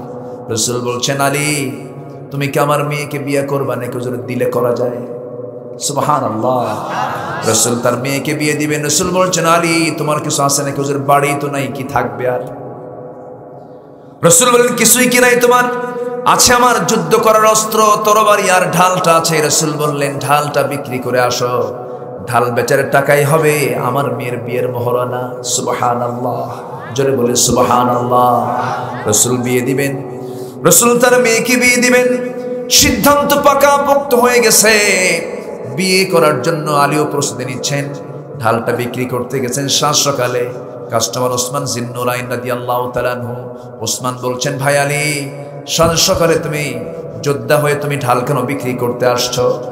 ওসমান জিন্নুরাইনের প্রশ্নের জবাবে আলী বলছেন, আমি ঢাল বিক্রি করতাম না, কিন্তু আমার জরুরি একটা কাজ, বিয়ের বিষয়টা পাশ হয়ে গেছে, বিয়ে আমার ঠিকঠাক হয়ে গেছে। কার সঙ্গে বিয়া? আপনি তো আমার আত্মীয় হয়ে যাচ্ছেন, আপনার শালীর সাথে আমার বিয়া, ফাতিমার সঙ্গে বিয়ে ঠিক হয়ে গেছে। রাসূল বিয়ে ঠিক করে দিয়েছে। ওসমান খুব খুশি হলেন, বলছেন ঠিক আছে টাকা নাও, ঢালটা আমি কিনে নিলাম। ঢালটা কিনে নিলেন। ঢালটা কিনে নেওয়ার সঙ্গে সঙ্গে বলছেন, ওরে আলী যাও, আমি তোমার জন্য দোয়া করে দিলাম। এক হাত দুই হাত যেতে না যেতে পিছন থেকে ডাক পড়েছে ওসমানের, ও আলী এইদিকে আসো, তুমি তোমার হবু ভাইরা হয়ে যাচ্ছ, আমি তোমাকে আমার পক্ষ থেকে আগাম তোমাকে এটা গিফট করলাম, ঢালটাও দিয়ে দিলাম। ঢালটা নিয়ে চলে আসলেন। ঢালটা নিয়ে এসে নবীর সামনে দাঁড়িয়েছেন, টাকাটা আড়ালে আছে। রাসূল বলছেন, আলী ঢাল মনে হয় বিক্রি হয় নাই। হুজুর ঢালও বিক্রি করেছি, টাকাও এনেছে, এই যে টাকা। ঢাল বিক্রি করলে হাতে আবার ঢাল আসলো কেন হুজুর? ঢাল যার কাছে বিক্রি করেছে সে আবার আমাকে গিফট করছে, বিয়ে হবে আপনার মেয়ের সাথে, এই জন্য। কে? ওসমান। লোক আর খুঁজে পাও নাই। আমি আমার বড় মেয়ের জামাইকে বলতেই পারলাম না, দুইটা মেয়ের জামাইকে একটু বলবো, তুমি তাও বলার সুযোগটা দিলে না। আমার নবীজি মেয়েকে বিয়ে দিচ্ছেন। বিয়ে দেওয়ার সঙ্গে সঙ্গে নবীজি বলছেন, ফাতিমা রে, এমন ছেলে তোমাকে দিলাম, টাকা নাই, পয়সা নাই, ঘর নাই, বাড়ি নাই, মাথা থেকে পা পর্যন্ত তাকওয়া দিয়ে ভরা। জোরে বলি সুবহানাল্লাহ। তাকওয়া দিয়ে ভরা আমার মেয়ে ফাতিমা, এই যে তুমি আজকে আমি তোমাকে পাঠিয়ে দিচ্ছি তোমার স্বামীর ঘরে, স্বামীর ঘরে করে খাবে।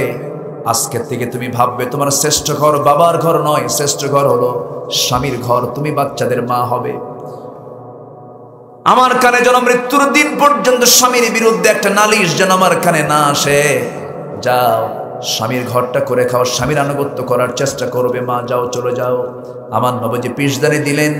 আমার নবীজির সঙ্গে সঙ্গে একটা পানির মশক দিলেন, চামড়ার তোষক দিলেন, সাথে কিছু সামান দিলেন। বললেন, মা চলে যাও, একটা ঘর ভাড়া করে দিচ্ছি, তুমি সেখানেই থাকো, আপাতত ব্যবস্থা হয়ে যাবে, যাও মা, আমি তোমার জন্য দোয়া করে দিলাম। মেয়েকে পাঠায়া দিলেন। স্বামীর বিরুদ্ধে একটা নালিশ যেন কানে না আসে, মা এমন স্বামী তোমাকে দেই নাই। বাপ হয়ে মেয়েকে এই কথা বলে দিলেন। কিন্তু আজকের সমাজের কিছু মেয়ের বাপ আছে, মেয়েকে বিয়ে দেয়, মেয়েকে বিয়ে দিয়ে বলে, মা চলে যা, স্বামীর ঘরে করে খা, যদি তোর জামাই যদি কিছু বলে শুধু ফোন দিবি, খাইয়া ফালাবো। আছে না? সুখ হবে? আজ থেকে সুখ হবে? হবে না। পারিবারিক শিক্ষার প্রয়োজন। নবীজি মেয়েটাকে বিয়ে দিয়ে ওই যে পাঠায়া দিলেন। অনেকদিন পর নবীর ঘরে এসেছেন ফাতিমা। নামাজের সময় হয়ে গেছে, রাসূল ঘরে, তিনি বসে বসে নামাজ পড়ছেন। রাসূল বলছেন, ফাতিমারে বসে বসে নামাজ পড়ো কেন? তুমি তো যুবতী মেয়ে। আব্বা জান, আমি তো দাঁড়িয়ে দাঁড়িয়ে নামাজ পড়ি। বসে বসে নামাজ পড়ার হেতু হলো, কারণ হলো, আমি যদি দাঁড়িয়ে দাঁড়িয়ে নামাজ পড়তে যাই, আমার পরনে যে জামাটা আছে, জামার পিছন দিকে ছেঁড়া একটা অংশ আছে। আমি যদি বসে বসে নামাজ না পড়ি, দাঁড়িয়ে দাঁড়িয়ে নামাজ পড়ি, ছেঁড়া অংশটুকু আপনার নজরে চলে আসবে। আপনি মনে মনে ভাববেন, আমার জামাই আলী আমার মেয়েকে কাপড়ে কষ্ট দেয়।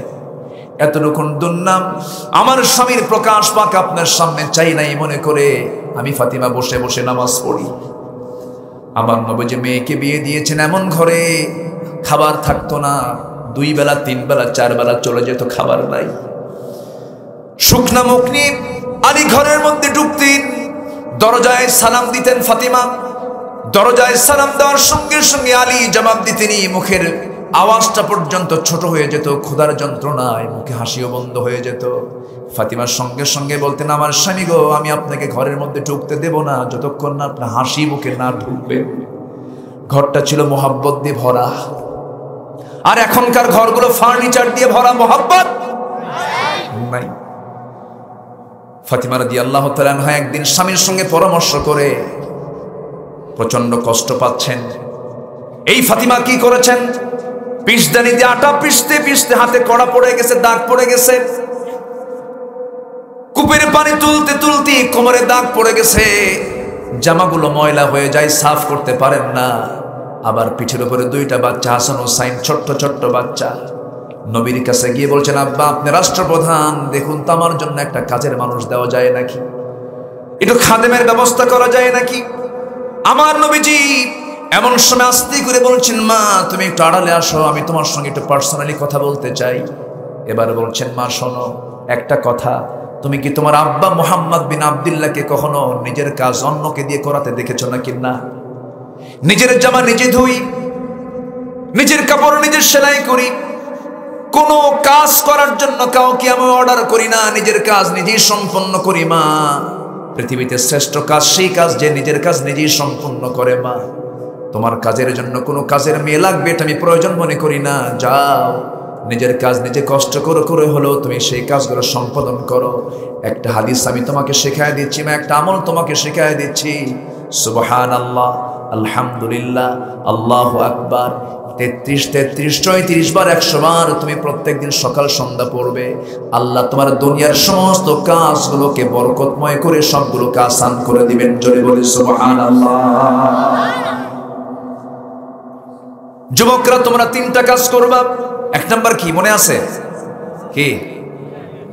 বিয়ে করো। কষ্ট পাচ্ছ? বিয়ে করলে বরকত দিবেন কে? আসতে বলবেন না, বরকত দিবেন কে?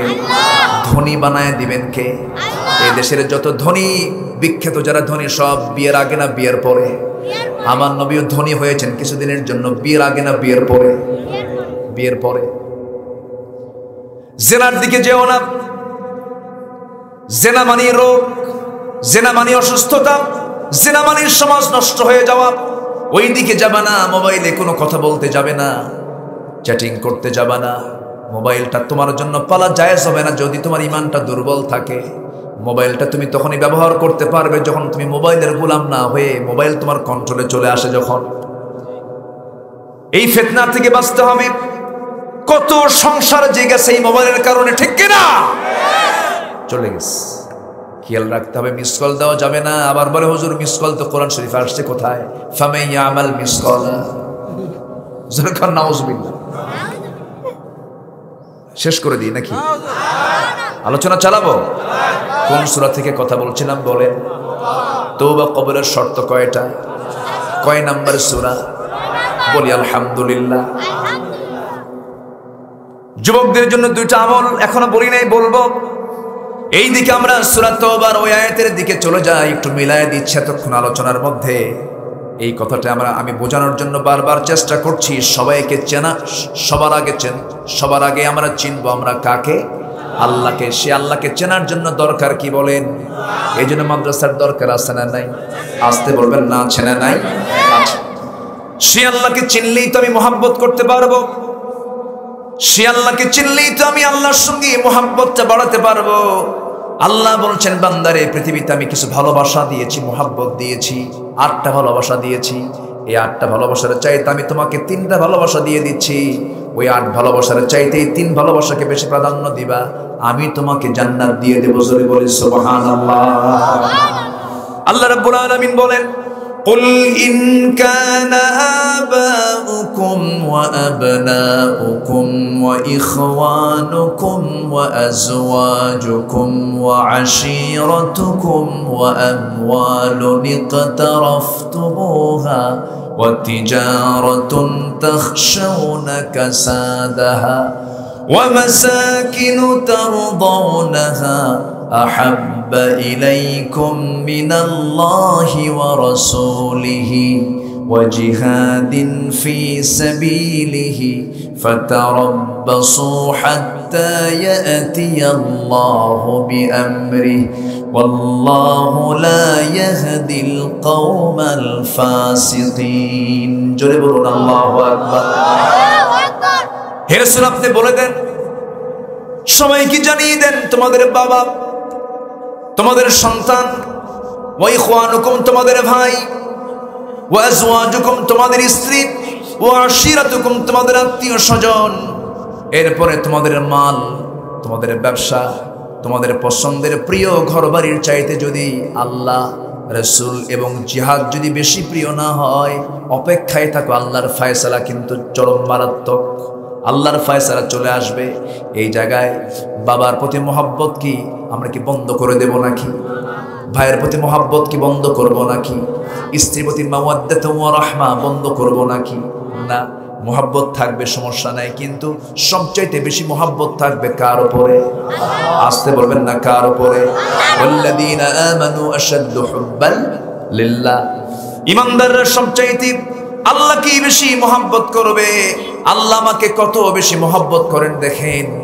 আল্লাহ তাআলা আরশ আজিমের সমাসীন আছেন। আরশ আজিমটা কত দূর, কত দূর, কত দূর, কত দূর, আমাদের অঙ্কে আমাদের হিসাব মিলবে না।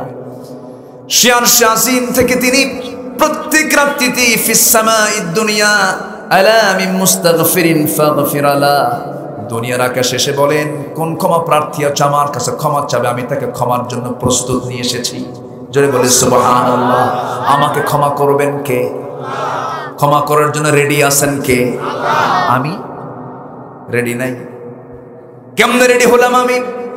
ফজর পড়ি না আমি, জোহর পড়ি না আমি, আসর পড়ি না, মাগরিব পড়ি না, ইশা পড়ি না, প্রস্তুত কেমনে হলাম? আল্লাহ বলছেন ইদা তাকাররাবাল আবদু ইলাইয়া, যখন কোনো বান্দা আমার দিকে আসতে চায়, একটা হাত আগে আমি তার দিকে 10টা হাত আগাই। সে যখন আমার দিকে হেঁটে হেঁটে আসে আমি তার দিকে দৌড়ায় যাই। জোরে বলে সুবহানাল্লাহ। আল্লাহ আমাকে মাফ করতে চান। আরশ আজিমটা কত দূর, সেই জায়গা থেকে ফিস সামা, এই দুনিয়ার আকাশে তিনি চলে আসেন। এটা কিন্তু চারটিখানে কোনো কথা নয়, সহিহ হাদিসের বর্ণনা এটা। আল্লাহ তাআলা কত দূর আছেন। আমরা এখানে যারা বসে আছি, এই এলাকার নাম কি? মাগুর। কি মাগুর মাছ কি এখানে বেশি নাকি? খুব বেশি হয়। হ্যাঁ, মাগুর মাছ হয়। মাগুর মাছ হয় ওইখান থেকে মাগুর গাড়ি, আবার গাড়িও যোগ হয়েছে। আচ্ছা, মাগুর গাড়ি বসে আছি, ঠিক এই জায়গা থেকে মাথাটা উঁচু করলে আমরা দেখতে পাচ্ছি একটা সামিয়ানা। সামিয়ানার উপরে আমরা যদি চাঁদ ওঠে, চাঁদটা দেখতে পাবো। চাঁদের পিছনে আমরা কিছু তারকা মিটিমিটি করে জোনাকির মতো জ্বলা কিছু তারকা দেখতে পাবো। একটু কান লাগান, তারকা আছে না নাই? তারকার উপরে আমরা কিছু খণ্ড খণ্ড মেঘের মধ্যে মধ্যে দেখতে পাবো, আফসা আফসা দেখতে পাবো। এরপরে দেখতে পাবো বিশাল বড় আকাশ। দিনের বেলা দেখতে পাবো বুরুজাও ওয়া সিরাজাও ওয়া কামারাম মুনিরা, সূর্য দেখতে পাবো দিনের বেলা। এই সূর্যটা পৃথিবী থেকে কত বড় সবার ধারণা আছে। 228টি দেশ মিলে এই পৃথিবী, 228টি দেশ সমান এই দুনিয়া, 50 কোটি 10 লক্ষ বর্গ মাইলের দুনিয়া। এইরকম দুনিয়া 13 লক্ষ দুনিয়া যোগ দিলে পরে একটা সূর্যের সমান হয়। সুবহানাল্লাহ বলা যাবে না? জোরে বলে সুবহানাল্লাহ। এটা সূর্য তাপ দিচ্ছে এই পৃথিবীকে আলোকিত করার জন্য। কত বড় সূর্য আল্লাহ তাআলা সেট করে দিয়েছেন বান্দার জন্য। জোরে বলেন সুবহানাল্লাহ। ওই সূর্যের চাইতে আবার যে তারকাগুলো জোনাকির মতো মিটিমিটি করে জ্বলতে দেখি, সেই তারকাগুলো এই সূর্যের চাইতে 33 কোটি গুণ বড়। ব্যাটেল জুইস একটা তারকা আছে, কত গুণ বড়? 33 কোটি গুণ বড়। কত কোটি গুণ? 33 কোটি গুণ বড়। এইরকম করে অসংখ্য তারকা মহাশূন্য আল্লাহ তাআলা ঝুলায় রেখেছেন। আড্রা, প্রক্সিমা সেন্ট্রাই, সুপারনোভা, কত তারকা আল্লাহ তাআলা ঝুলিয়ে রেখেছেন। সবচেয়ে নিকটবর্তী তারকা হলো প্রক্সিমা সেন্ট্রাই, সবচেয়ে নিকটবর্তী তারকা পৃথিবীর। চাঁদের দেশে আমরা গেলাম, মঙ্গল গ্রহে গেলাম, আবার মঙ্গল গ্রহে গিয়ে কিছু লোক জায়গাও কিনে রাখছে, বাড়ি করবে। কি কথা বলছেন? ঠিক আছে, করলেন, ভালো কথা। কিন্তু চিন্তা করতেছেন চাঁদের দেশ ঘুরলাম, মঙ্গল গ্রহ ঘুরলাম, তারকার দেশে যাব।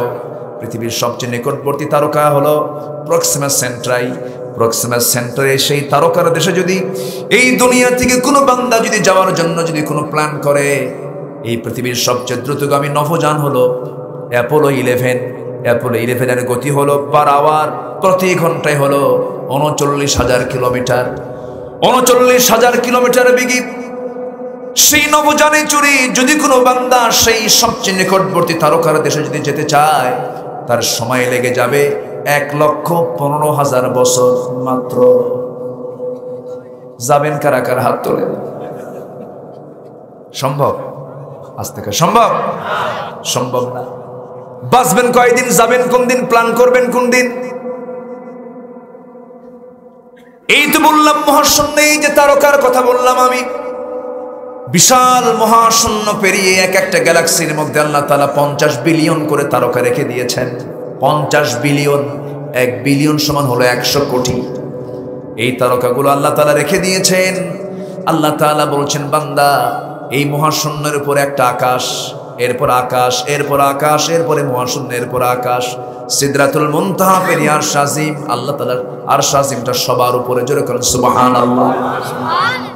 সেখান থেকে প্রথম আকাশে আসেন প্রত্যেক রাতে আমাকে মাফ করার জন্য। জোরে বলি সুবহানাল্লাহ। সবাইকে 5 ওয়াক্ত নামাজ পড়তে রাজি আছে নাকি? কারা পড়বেন? জোরে বলি ইয়া আল্লাহ, আরো জোরে ইয়া আল্লাহ। আমাদেরকে 5 ওয়াক্ত সালাত আদায় করার তৌফিক তুমি আল্লাহ দিয়ে দাও। জোরে বলি আমিন, আরো জোরে আমিন। কষ্ট দিচ্ছি না তো? অসুবিধা? বলি আলহামদুলিল্লাহ। আমি খুবই আনন্দিত, আমি খুবই খুশি যে একটা লোক নড়াচড়া করছেন না, যাচ্ছেন না। বলি আলহামদুলিল্লাহ। এবং আজকের মাহফিলের টাইম সিলেকশনটা খুব সুন্দর হয়েছে। আসলে মেহমানকে উঠায় দিতে হয় মাহফিলের মূল টাইমে, ঠিক না? যেন ওয়াজও শোনা হয়, বাড়িতে গিয়ে ঘুমও হয়, ওয়াজ যেন বোঝাও যায়, পরের দিন অফিসে যেন ঠিক মতো হয়। কিন্তু আমার দেশে এমনও মাহফিল আছে, যে ময়মন সিং যাইতো আব্দুর রহমান ভাই, এক মাহফিলে গেলাম, 9টার দিকে মাহফিলে গেছি। বললাম যে দেরি মনে হয়ে গেল, হুজুর খাওয়া দাওয়া করেন, লেপ আছে, কম্বল আছে, শুয়ে পড়ে। তো বললাম আমাকে উঠাবেন কখন? তো বললো হুজুর চিন্তা করবেন না, গত বছরের মেহমান প্রধান বক্তা যিনি উঠেছেন যে সময়, তার চেয়ে আপনি 1 ঘন্টা আগে সময় পাবেন। আচ্ছা ঠিক আছে। তো আমাকে তারা উঠায় দিল রাত 3:30টায়।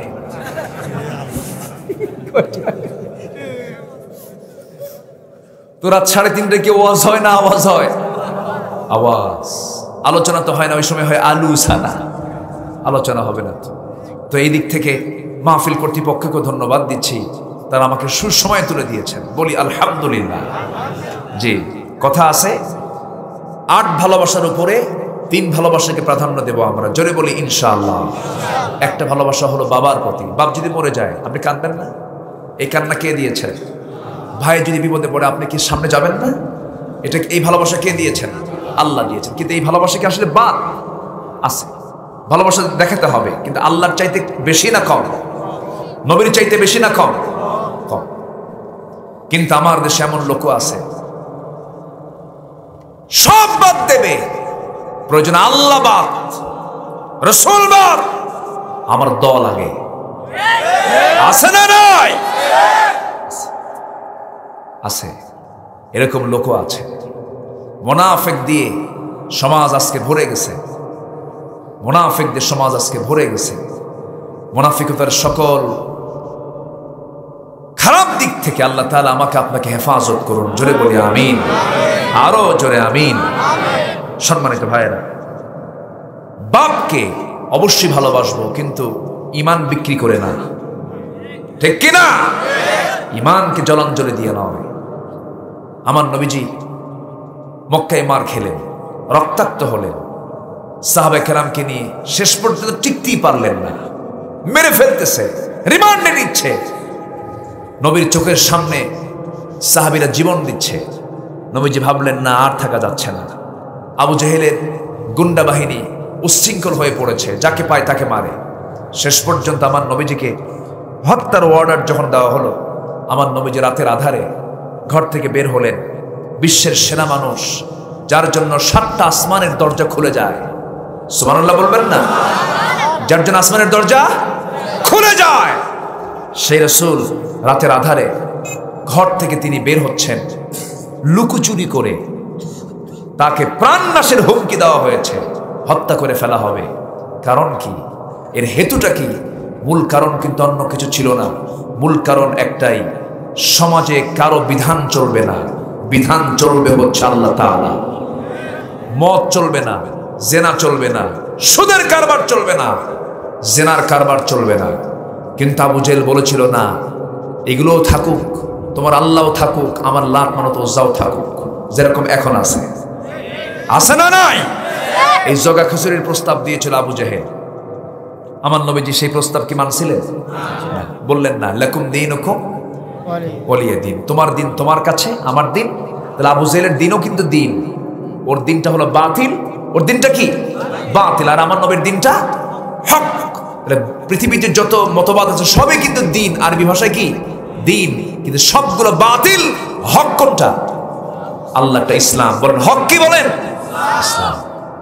নবীজি থাকতে পারলেন না, সেখান থেকে তিনি হিজরত করতে বাধ্য হলেন। আল্লাহ তাআলা অর্ডার দিলেন, নবীজি হিজরত করে মদিনায় এসে আরাম পেলেন, আরামে ঘুমালেন। পারলেন আরামে থাকতে? পারলেন না। 1 বছর যেতে না যেতেই রোজার হুকুম ফরজ হলো। প্রথমবার রোজা রাখতেছেন সাহাবীরা, একটু তৃপ্তি ভরে রোজা রাখবেন। 16টা রোজা রাখতেই আবু জেহেল করলো কি, 1000 সৈন্য নিয়ে লোহিত সাগরের পাশ দেখে এসে 450 মাইল, চিন্তা করেন কি রাগ, অতিক্রম করে বদর নামক প্রান্তরে মক্কা মদিনা থেকে 80 মাইল দূরে গিয়ে সেখানে শেল্টার নিল। বলল, মোহাম্মদের ইসলাম তো না, ও তো আবু জেহেল বলবেই, চিরতরে নির্মূল করে দেব, চলো বিপুল বিক্রম আক্রমণ করতে হবে। রাসূল বলেন, সাহাবীরা সব হাজির হয়ে গেছে, তোমরা কি করবা? সৈন্য সংখ্যা কম, লোকজন কম, কি হুজুর যা আছে তা নিয়ে সামনে আমরা ঝাঁপিয়ে পড়বো বাতিল দুর্গের মোকাবেলায়। আল্লাহু আকবার বলেন।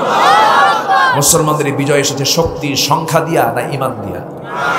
ঈমান দিয়া। আমার নবীজি যুদ্ধের জন্য প্রস্তুতি নিচ্ছেন, সাহাবীরাও প্রস্তুতি নিচ্ছেন। সৈন্য সংখ্যা খুবই কম, পাওয়া যাচ্ছে না। আফরার ছেলে মদিনার ছোট্ট 2টা বাচ্চা এসে রাসূলকে বলছেন, হুজুর পারমিশন কি দেওয়া যায়? কি পারমিশন? যুদ্ধে যাব। কেন? আপনাকে নাকি মারতে আসতেছে ওরা? আমরা যুদ্ধে যাব, আপনাকে মারতে দেব না। সুবহানাল্লাহ বলবেন না? রাসূল বললেন, কেন?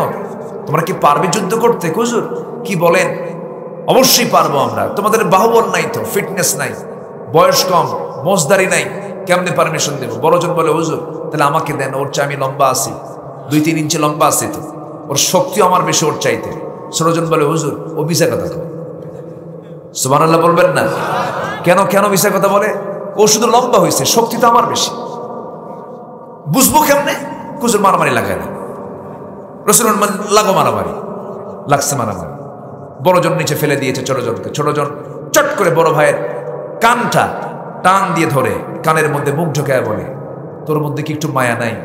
খাই একসাথে, ঘুমাই একসাথে, খেলি একসাথে, যাবি তুই একা যুদ্ধে? আমার কি শখ নাই? তোর গায়ের শক্তি কমায় দে ভাই। গায়ের শক্তি কমায় দিয়েছে, হাল ছেড়ে দিয়েছে, বুকুর উপর উঠে বলতেছে, হুজুর এই যে দেখেন পারলাম। নবীজি কাঁদতেছেন, ছোট্ট 2টা বাচ্চাকে বুকের মধ্যে আগলে রেখে আকাশের দিকে তাকিয়ে বলছে, আসমানের মালিক, শক্তি নাই ঈমান আছে। জোরে কান সুবহানাল্লাহ। শক্তি নাই, কি আছে? ঈমান আছে। অনুমতি পেয়ে গেল। ছোট্ট বাচ্চা হেঁটে হেঁটে সব চলে গেছে। ঘোড়া নাই তো, তরবারিও নাই। আমার নবীজি চলে গেলেন বদর নামক প্রান্তরে। রোজার দিন। রাসূল বলেন, সাহাবীরা কি করবা? রোজা? রোজাও রাখবো, যুদ্ধ করবো না? ফাইদ্দাতুম মিন আইয়ামিন উখর, পরে হবে, শক্তির দরকার, রোজা ভাঙবো। আল্লাহু আকবার বলো। রোজা রাখাও ফরজ, রোজা ভাঙ্গাও ফরজ। ভেঙ্গে ফেললেন। যুদ্ধের ময়দানে প্রস্তুত। কাতারে, সামনের কাতারে বড় বড় মুজাহিদরা, আলীর মতো, ইবনে মাসউদের মতো সব যোদ্ধার সামনে দাঁড়ানো। শুধু সাহাবীদের ইতিহাস জানি আমরা, কিন্তু তরবারি নেওয়ার ইতিহাস আমরা জানি না, ঠিক কিনা? ইবনে মাসউদ সামনে দাঁড়ানো, পাশে ছোট্ট 2টা বাচ্চা, মুআজ বলতেছে, চাচা আমরা কিন্তু সামনের কাতারে আছি, আমরা প্রস্তুত, আবু জেহেল কই? সুবহানাল্লাহ বলবেন না? ইবনে মাসউদ বলে, কি করবা? আমরা তো সবার সঙ্গে যুদ্ধ করতে আসি নাই তো, ওটাকে দরকার, শুধু ওটা ঠিক হলেই সব ঠিক। আল্লাহু আকবার বলবেন না? মানুষ ছোট, টার্গেট ঠিক আছে। টার্গেট কি আছে? ঠিক আছে। ইবনে মাসউদ বলছেন, তোমরা পারবা? হুজুর বলে, চাচা শুধু দেখায় দেন। কই যে ঘোড়ার পিঠে বসে আছে, 2 দিকে পা ছেড়ে দেওয়া, ওটাই হলো কাফিরদের লিডার, কুরাইশদের নেতা আবু জেহেল। বলতে দেরি হলো, যেতে দেরি হলো না। সিংহের মতো গর্জন দিয়া, বাজ পাখির মতো উড়ন্ত হয়ে ছোট্ট 2টা বাচ্চা ওদের শিবিরের মধ্যে, দুর্গের মধ্যে ঢুকে পড়েছে। চতুর্দিকে আবু জেহেলকে ঘেরাও দিয়ে আছে। এই ছোট্ট দুইটা বাচ্চা ছোট্ট তরবারি নিয়ে দুই পাশে দাঁড়ানো, ওরা টেরই পায় নাই ছোট্ট মানুষ অবহেলা করেছে। দুইজন একসঙ্গে আল্লাহু আকবার বলি সজোরে যখন তার দুটো পায়ে যখন আঘাত করে দিয়েছে, এক আঘাতে ইতিহাস বলতেছে ওই আবু জেহেল ধরাশয়ী হয়ে জমিনে পড়ে গেছে, কোমর সোজা করে আর সে দাঁড়াতে পারে নাই। জোরে বলি আল্লাহু আকবার। আবু জেহেল ধরাশয়ী হয়ে গেল, রক্তাক্ত হয়ে গেল। বড় ভাই মুআজ কাফিরদের দ্বারা আক্রান্ত হয়ে পড়লেন, পিছন থেকে একজন মেরে দিয়েছে তার ডান হাতে। এক আঘাতে তরবারিটা ঝনঝন করে হাত থেকে পড়ে গেল, ডান হাতটা চামড়ার সঙ্গে ঝুলতে লাগলো। চট করে দৌড় মেরে আবার বাম হাতে তরবারি উঠায় নিলেন, বাম হাতে তরবারি নিয়ে যুদ্ধ চালাতে লাগলেন। আরেকটা আঘাত আসবে তার আগেই তরবারিতে যুদ্ধ চালাচ্ছেন, ডান হাত এসে বাম হাতে ধাক্কা খায়। তরবারি চালাতে ডিস্টার্ব হয় মনে করে ডান হাতটা বাম পারে তলে রেখে এমন জোরে টান মারলেন, হাতটা ছিটকে পড়ে গেল। বাম হাতে যুদ্ধ চালাচ্ছেন, পিছন দিক থেকে আরেকটা আঘাত তার বাম হাতে এসে লাগলো, বাম হাতটাও ছিটকে পড়ে গেল। এতিমের মতো সামনে দাঁড়ায় আছেন, তরবারি নাই হাতে, দুই হাতই তো নাই। আরেকজন কাফের এসে মস্তক বরাবর মেরে দিল, গর্দানটা উড়ে গেল। দুনিয়া থেকে বড় ভাই বিদায় হয়ে গোটা পৃথিবীর মুসলমানদেরকে জানান দিচ্ছেন, ও দুনিয়ার মুসলমানেরা, আমরা আমাদের জীবনের চাইতে রাসূলকে, আল্লাহকে, জিহাদকে সবচাইতে বেশি পছন্দ করি। জোরে বলে সুবহানাল্লাহ। বদর যুদ্ধের দিন নবীজি একটা বক্তব্য দিয়েছেন, ও সাহাবীরা, আজকের যুদ্ধের ময়দানে তোমরা কেউ কারো বাপকে পাবে, কেউ চাচাকে পাবে, কেউ ভাইকে পাবে, কেউ আত্মীয় স্বজনকে, একই বংশের মানুষকে পাবে। যুদ্ধ করতে পারবে তো? সাহাবীরা বলছেন, ইয়া রাসূলুল্লাহ, অবশ্যই আমরা পারবো। আমরা আজকে কোন আত্মীয় দেখবো না, দেখবো হলো কার দল। আসতে বলবেন না, কার দল? আল্লাহর দল। কোনো টেনশন করবেন না হুজুর। যুদ্ধের ময়দানে ওবায়দা বদর যুদ্ধের প্রান্তরে নিজের বাপকে হঠাৎ করে দেখে ফেললেন। দেখার সঙ্গে সঙ্গে ওবায়দা তরবারিটা আস্তে করে গুটায় নিলেন, চোখে পানি চলে এলো। আহারে, বাবার কোলে আমি বড় হয়েছি, বাপকে আমি আঘাত করবো কেমনে, বাপকে আমি মারবো কেমনে, এই চিন্তা। আবার তিনি টার্ন হলেন, ঘুরে দাঁড়িয়ে কোষমুক্ত তরবারি হাতের মধ্যে নিয়ে বাবার দিকে লক্ষ্য করে চলে গেলেন। বাপকে বাপ না মনে করে, শিরকের প্রতীক মনে করে তরবারিটা বাবার গর্দান বরাবর হাঁকায় দিলেন। মস্তক ছিটকে পড়ে গেল, বাপ দুনিয়া থেকে বিদায় হলো। বদর যুদ্ধে মুসলমানদের বিজয় এসেছে, মুসলমানদের মুখে হাসি, কিন্তু ওবায়দার মুখে কোনো হাসি নাই। রাসূল বলছেন, সাহাবীরা, আমার ওবায়দা প্রিয় সাহাবীর মুখে হাসি নাই কেন? হুজুর, ওবায়দার বাপ আজকে যুদ্ধে মারা গেছে। রাসূল বলছেন, কে মেরেছে ওবায়দার বাপকে? বলো তো। হুজুর, আমরা কেউ মারি নাই, ওবায়দা নিজেই মারছে।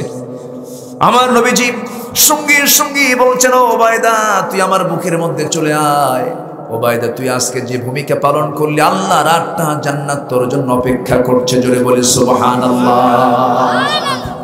আমার ভাইরা, কুল ইন কানা আবাউকুম, তোমাদের বাবা আল্লাহর চাইতে যেন বেশি প্রিয় না হয়, তোমাদের স্ত্রী, তোমাদের পরিবার, তোমাদের সম্পদ মালামাল যেন নবীর চাইতে, জিহাদের চাইতে বেশি প্রিয় না হয়। আমার ভাইরা, জিহাদের গুরুত্ব অনেকে বুঝতেই চান না। এটা ছোট্ট ঘটনা আমার মনে পড়ে গেল।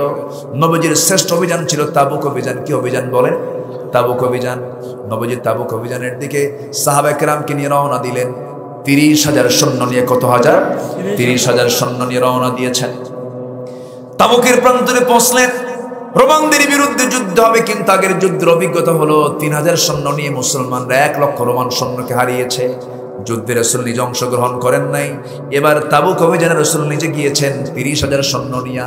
রোমানদের মাথা ঘুরে গেছে, যুদ্ধ হলো না। বিনা যুদ্ধে রাসূল আবার মদিনার দিকে ব্যাক করলেন। ব্যাক করে মসজিদ নববীর মধ্যে বসে আছেন। সূরা তাওবার প্রেক্ষাপট আজকে কোন সূরা বলেন? কোন সূরা বলেন? তাওবা। আমার নবীজি মদিনার মসজিদে ব্যাক করে বসে আছেন। এমন সময় একজন সাহাবী, দামি সাহাবী কাব বিন মালিক রাদিয়াল্লাহু তাআলা আনহু আমার নবীর সামনে গিয়ে আস্তে করে 2টা হাঁটু গেড়ে দিয়ে নবীর সামনে বসে সালাম দিয়ে বলছেন, হুজুর, আমি আপনার কাছে মাফ চাইতে আসছি। হুজুর, রাসূল বলছেন, কাব, তোমার ভুল তো আমি জানিও না, তুমি আমার কাছে কিসের বিষয়ে মাফ চাও বলো? হুজুর, আপনি অভিযানে গেছেন, যুদ্ধে গেছেন, জিহাদে গেছেন, আমি কিন্তু জিহাদে যাই নাই, যেতে পারি নাই। কেন যেতে পারো না? কি ওজোর তোমার কি ছিল বলো? হুজুর, আমি ইচ্ছা করেই যাই নাই, অবহেলা করে যাই নাই। যাব কিন্তু বাড়িঘর সারি নাই, পরিবার পরিজন সারি নাই, ইচ্ছা করলে যেতে পারতাম হুজুর। এই জন্য আগে আপনার কাছে মাফ চাইতে আসছি, দয়া করে আপনি আমাকে মাফ করে দিয়েন। এবার রাসূল বলছেন, কাব আর কে কে যাও নাই বলো। বুখারীর লম্বা হাদিস। এবার বলছেন, আর কে কে যাও নাই হুজুর? হেলাল বিন উমাইয়া যায় নাই। আর কে যায় নাই বলো? মুরারা বিন রাবিয়া যায় নাই। কয়জন হলো? 3 জন হলো। এবার বলছেন, আর কে যাও নাই হুজুর? আমার জানা নাই। রাসূল বললেন, তাই নাকি? ঠিক আছে কাব বিন মালিক, তুমি আমার সামনে থেকে এখন চলে যেতে পারো। কাব বিন মালিক সেখান থেকে আস্তে করে চলে গেলেন। নবীজির চেহারা রক্তিম আকার ধারণ করলো, ফ্যাকাশে চেহারা হয়ে গেল। আমার নবীজির মুখে হাসি বন্ধ হয়ে গেল। নবীজির সঙ্গে গোটা মদিনায় ফরমান জারি করে দিলেন, জরুরি ঘোষণা করে দিলেন, কাব বিন মালিক, হিলাল বিন উমাইয়া, মুরারা বিন রাবিয়া, 3 জন যারা জিহাদে অংশগ্রহণ করেনি, আজকের থেকে আমি রাসূল ঘোষণা করলাম এদের সঙ্গে সকল প্রকার সালাম কালাম লেনদেন ওঠা বসা চলাফেরা সব বন্ধ।